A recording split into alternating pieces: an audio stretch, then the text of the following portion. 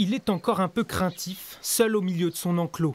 Ce veau de 8 mois, fraîchement débarqué en Seine-Maritime, prend encore ses marques.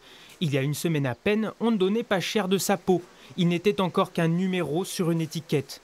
Aujourd'hui, Étienne est devenu le célèbre taurillon qui a échappé à l'abattoir de Feurs dans la Loire. L'histoire d'Étienne, elle est totalement exceptionnelle et d'ailleurs, elle a ému beaucoup de public. Il y a une formidable mobilisation dans la Loire quand on a appris qu'il s'était échappé de l'abattoir.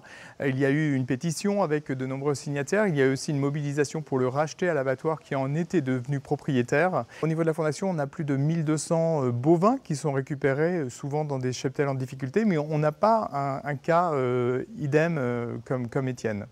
D'ordinaire, un animal en fuite est abattu par les forces de l'ordre. Mais pour Étienne, ce sont les pompiers qui sont appelés pour l'endormir.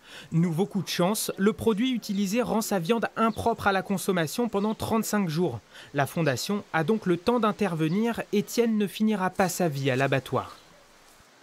Pour les vaches laitières, on ne retient que les vaches et tous les petits veaux mâles sont donc envoyés à l'abattoir après une période d'engraissement. Et c'est le cas d'Étienne. Et les veaux sont peu valorisés à l'abattoir parce qu'ils n'ont pas énormément de muscles, donc potentiellement de viande.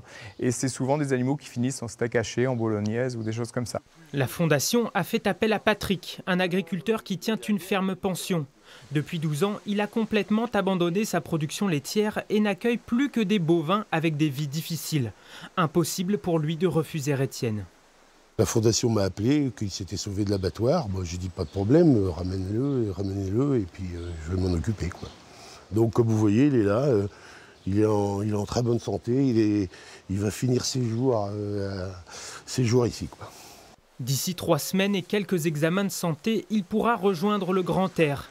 Avec Étienne, cette ferme discrète du Pays de Caux compte désormais 111 pensionnaires.